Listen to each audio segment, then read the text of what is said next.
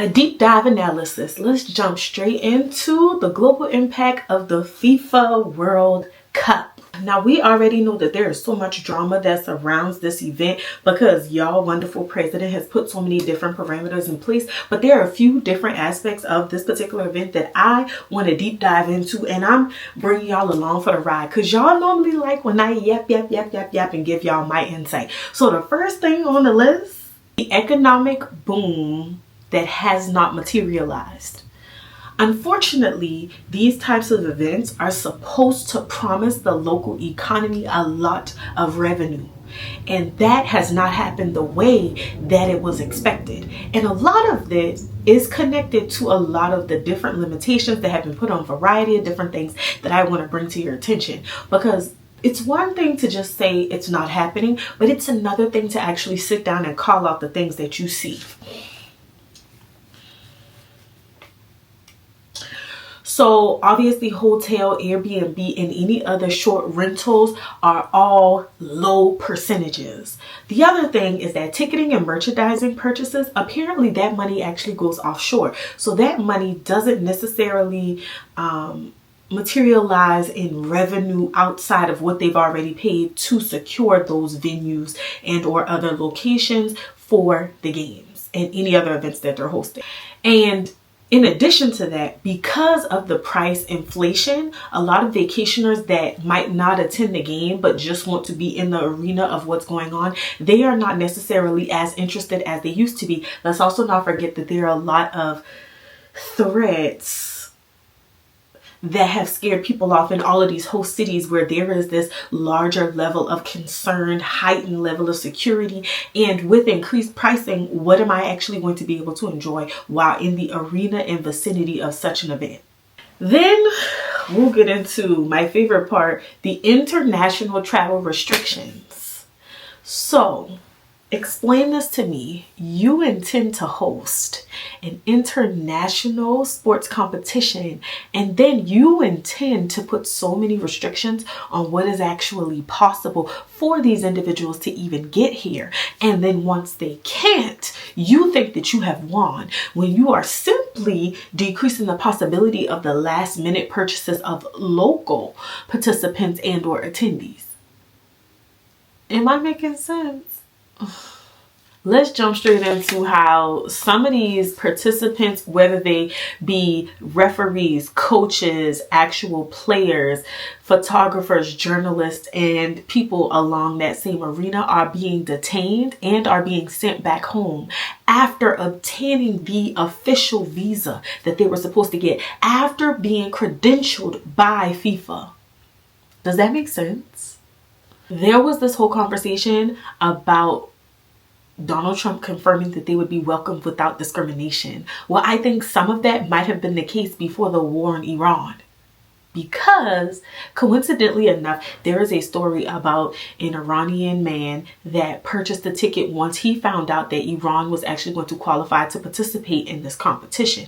And when he found that out, he bought $1,200 tickets, and then he attempted to try to get his visa. Well, what has unfortunately happened is that due to the war, the portion of the visa that requires them to get an interview cannot be done in person. He tried to go to a different country and they pretty much said since he wasn't a resident there, then he couldn't get it there. He's tried to do it a few different other places, and he just felt like it would not be feasible to spend that amount of time away from his family to be able to try to get this. So now at this point, you have individuals who have spent $12, $13, $15, $3,000, $5,000 on these tickets, and they are unable to reap the benefits of their purchase because there are limitations to their entry. In addition to the fact that if they do actually get there, they may or may not be able to see the player that they might have been so eager to see perform. I also want to talk to you about the visa rejection rate. It is upwards of 40%. And what that has also done is decrease the possibility of other people considering purchasing tickets once they get that information, once they now understand that, oh, they're rejecting visas anyway. So these individuals are much less likely to purchase a ticket hoping that they get their visa, because for a lot of them, they're purchasing the ticket and the ticket substantiates their need for the visa. And so getting the visa without the ticket is just kind of like, well, I'm planning to do X, Y, and Z. And that obviously doesn't work. I don't really know parameters of visa. So if you know the parameters of the visa, come on in the comments and let's talk about that too. Now, we also have to consider the travel bans that are in place. There are certain countries that do have travel bans and they can't come after purchasing the tickets. Let's talk about FIFA's impact on local urban centers as well as minorities. Now, before I really dive into that, I do also want to take into account that there is this aspect of hosting these kinds of events in these cities where the local arena, as in the local economy, the local government, they have to take on a lot of the brunt of the financial responsibility to ensure that there is the infrastructure to support whatever the FIFA or any other competition demands. I remember that this happened when Charlotte was trying to bid for NBA All-Star Weekend. There are like demands of they have to have so many hotels in a certain vicinity, parking, food, anything else that you could think of, the things that support it. And even though that might be in the vicinity further away, they want it very closely connected to wherever that event is. As we discuss these infrastructural upgrades, this potentially could lead to, unfortunately, gentrification and displacement, because as they begin to gentrify the area, then some people will price out of the area. Oftentimes, people will then move away from what was a long-term rental and they may be more interested in a more vacation and short-term rental, and they will no longer be offering that option to someone that has decided that that is their home in that current window of time. The increased property value makes it very hard for them to even maintain that. Of course, there is the unfortunate immigration crackdown. So as this event prepares to come into place, there's heightened security. When you start talking about the unhoused, where are they to go? And there's an increased population of policing. All of these things change the climate of that local environment. A lot of the disenfranchised party is in the areas that they want to be clean and they want to be maintained and they want to have this amazing structure. But for me, why would you remove the culture of the place that you've decided to host this event? I think that a lot of times people choose to attend because they want to embrace the local culture. Now, we all understand that American culture might not be the most anticipated experience right now. That's not why they're making the decision. They're making the decision because FIFA is housed and hosted in the United States this year. However, for me personally, I do make that decision based on where it is. Oh, I'd love the culture there, or I'd love to experience the culture there. And so what I'm curious about is, how are you able to then present this city as a viable option for vacation later, or to put on their list of places to visit if they come the first time and they don't even see the people who live there peopling? Interesting concept. The largest issue for me are the heightened threats in all of the host cities. The FBI, that young lady in Atlanta was giving a speech and her voice was shaking the whole time. She is obviously nervous. She is obviously concerned. That threat is not to be taken lightly. And I'm hoping that the people of Atlanta, the FBI, Secret Service, Central Intelligence, and everybody else is taking every one of these threats seriously, because people hate Americans right now. And they don't hate Americans because of us. Well, let me rephrase that. Other countries hate America because of the decisions of our leader and the positions that he's put us in. And because of that, when you're hosting a global event, how dare you create such hostile environments for these people? They are literally trying to come here to compete, to represent their country, and you are blocking that option. Allegedly, the 2028 Olympics might be in America. If it is, I hope you reconsider that immediately, because the orange man will still be here, hopefully. The financial scam versus the social impact is a tug of war that I see all the time. Sports is obviously a financial arena as much as it's an entertainment arena. We pay top dollar for these experiences and it is of high demand. So there is nothing that we could probably do to control the price being leveraged in a way that benefits the attendees, because all of these people have to get paid, and there are lots of other resources that need to be paid in order for this event to be executed. And I do understand that. However, I do also think that the pricing around that arena is where a lot of this gets really sketchy. So you're telling me that because people are coming here for an event, you're going to go up $300, $500, $800, maybe even $1,000 over whatever the base price is, because the demand is high. I do understand supply and demand, but I do think that there needs to be a cap on certain things. I think logistically what I can understand is closer proximity to the arena. Okay, great, higher prices. But as you begin to filter out, I don't care if it's in a city, I don't think that should matter, because this is obviously hurting hospitality. People will avoid it because the pricing just has capped them out.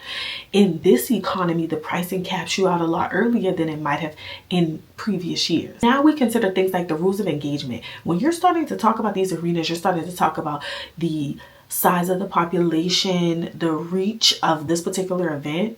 In my opinion, sometimes the price doesn't even equate to the experience, because if you're going to tell me I can't have this kind of bag, I can't bring this in here, I can't do this, I can't do this, the rules are this, and I must follow whatever these rules and guidelines are because that's what FIFA has decided, that's what the arena has decided, a combination of the two, or maybe even local government, whomever has made these decisions. Now you're controlling the experience that I've paid top dollar for. Insanity. Doesn't even make sense to me that you would think that I would just willingly continue to experience it this way. Not happening. The other side of this is very interesting is the marketing, the media, and the brand deals that kind of take place. And unfortunately, the tax breaks and the tax-free revenue that FIFA is getting literally on our fingertips, off our backs, and off everything that we do in relation to this event. If you choose to attend, it's one-sided. It doesn't necessarily serve the people that are being willing participants in it as an attendee, in my opinion. The larger thing that I think a lot of people aren't considering is that an event like this that's across several cities increases the possibility of scammers. And I know nobody is thinking about this right now, but let's think about it. Anytime there's a ticketed event, I call them poachers. Them people will be outside trying to sell you the tickets. Whether they actually selling you tickets, lying to you to get you to buy tickets, and they're really not tickets at all, those kind of scams gonna be at an all-time high, because you're talking about 10 million different events happening across 10 cities. Okay?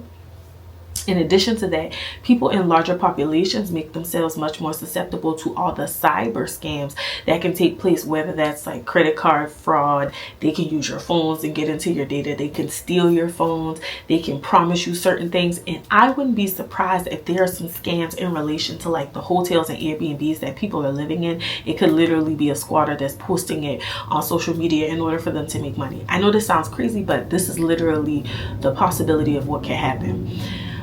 I think the fact that America had to have this event across 10 major cities is scary from a security measure.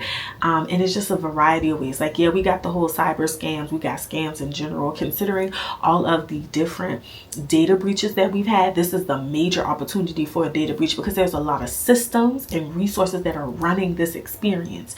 Ticketmaster, make sure your security is up to par, because I am guaranteeing that the scammers, they're out and they're doing everything in their power to get everything that they can to disrupt whatever they want.